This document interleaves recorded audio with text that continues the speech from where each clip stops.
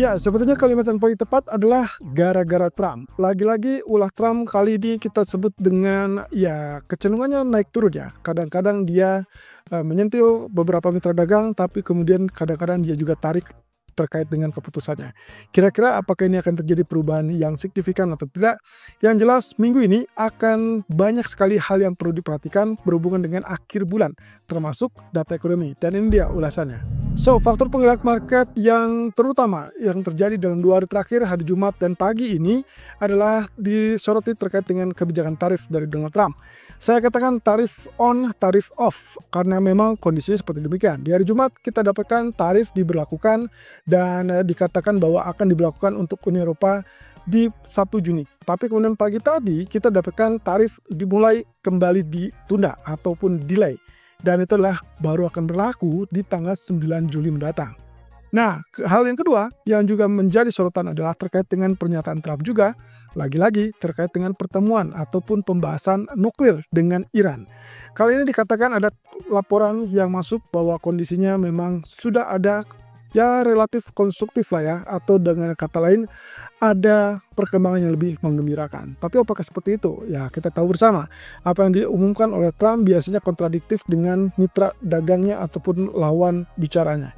Kalau begitu kita perlu juga ketahui dari sisi Irannya apakah mereka juga sepakat mengatakan bahwa itu adalah hal yang konstruktif atau justru mereka melihat hal yang mungkin tidak akan terjadi kesepakatan.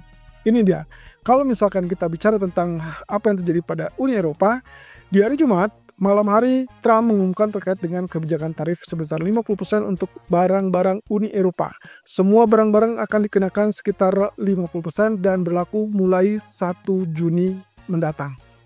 Hal ini tentunya alasan yang paling utama adalah kaitannya dengan Uni Eropa yang dinilai sebagai ya mereka memang terkesan mengulur-ngulur waktu, padahal sudah diberikan waktu sampai 3 bulan untuk melakukan negosiasi. Dan itu yang tidak terlihat dari tim ekonomi Amerika yang menilai bahwa Uni Eropa kelihatannya tidak serius.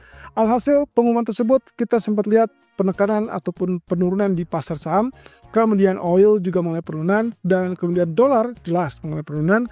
Dan sebaliknya emas mulai kenaikan sendirian. Jadi kalau lihat dari sini ya jelas ya emas diuntungkan sebagai sisi safe haven. Tapi pagi tadi yang seharusnya kita dapatkan gap up untuk emas, ternyata hal tersebut diredam dengan pernyataan Donald Trump bahwa di akhir pekan kemarin di hari Minggu dia berkomunikasi dengan presiden dari Uni Eropa Ursula von der Leyen yang mengatakan atau yang mencoba untuk membujuk Trump untuk menunda kebijakan tarif tersebut. Alhasil ya mereka sepakat untuk ditunda sampai ke 9 Juli mendatang. Apa yang terjadi? Dampaknya tentunya emas mengalami gap down, kemudian saham mengalami gap up, dan sampai detik ini saya lihat indeks saham kecenderungannya mulai kenaikan. Tapi nanti kita akan coba bahas di live streaming, apakah ini akan berkelanjutan apa tidak, atau mungkin beberapa hal yang perlu dijadikan catatan terutama untuk kedepannya, termasuk level resisten dan juga support untuk minggu ini. Nah, alhasil juga kita lihat emas kelihatannya terkoreksi turun. Saya rasa balik lagi ini kondisi yang mungkin inkonsisten atau tidak, ya bisa bilang tidak menetap ya. Artinya kita masih ada dihadapkan dengan potensi volatility ataupun perubahan-perubahan yang mungkin akan terjadi di beberapa jam ke depan. Cuman yang perlu kita ingat di sini adalah hari ini kebetulan market Amerikanya libur untuk Memorial Day, sehingga saya tidak berharap akan terjadi pergerakan yang sporadis ataupun signifikan untuk malam nanti. Artinya kalaupun terjadi penurunan ataupun kenaikan, ya relatif akan berimbang dan nantinya kita akan lihat pola-pola tertentu akan terulang. Oke, lalu kemudian dari pertemuan Iran dan Amerika yang ternyata diklaim oleh Trump sebagai ada kemajuan nyata. Putaran kelima terjadi kemarin dan itu sempat menunjukkan adanya semacam diskusi ataupun negosiasi dari pihak Iran. Saya rasa yang dijalankan ataupun misi yang dijalankan oleh Iran saat ini adalah mencoba untuk meyakinkan Amerika mencabut semua sanksi, sehingga mereka mau untuk mengikuti apa yang disarankan oleh Amerika, yaitu kaitannya dengan menghentikan program nuklir mereka. Nah, di sisi lain, ini mungkin kita bicara tentang dua pihak ya. Pihak pertama yaitu Amerika yang mengatakan bahwa ada kemajuan nyata. Pihak kedua mengatakan belum ada kesepakatan, tapi konstruktif.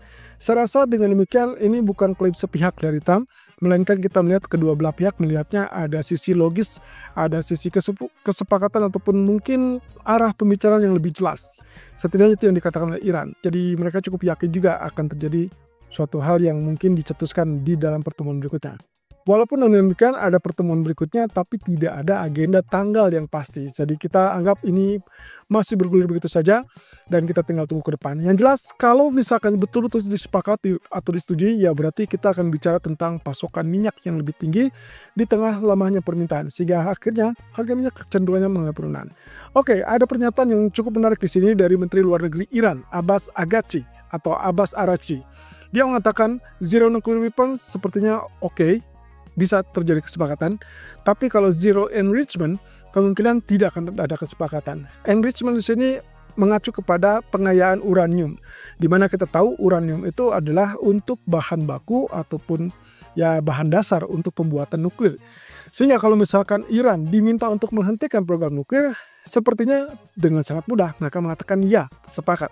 Tapi kalau disuruh untuk menghentikan pengayaan uranium, ya menurut Menteri Luar Negeri kayaknya berat untuk terjadi kesepakatan. Kenapa seperti itu?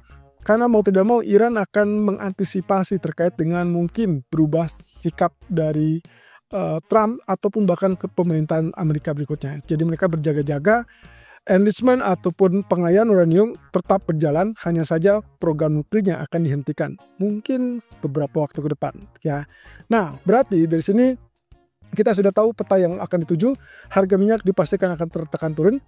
Tapi yang kedua, alasan utama yang kenapa kita bicara tentang penurunan harga minyak itulah kemungkinan pertemuan di tanggal 1 Juni mendatang, OPEC akan sepakat untuk melanjutkan memompa produksi ataupun penambahan produksi.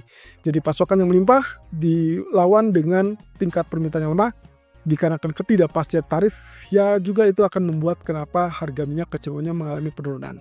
Ya, yang menarik adalah dari sisi politik dalam negeri Amerika. Kelihatannya upaya untuk menghalangi RUU pajak atau RUU pemangkasan pajak dari Donald Trump kelihatannya datang dari internal Partai Republiknya sendiri.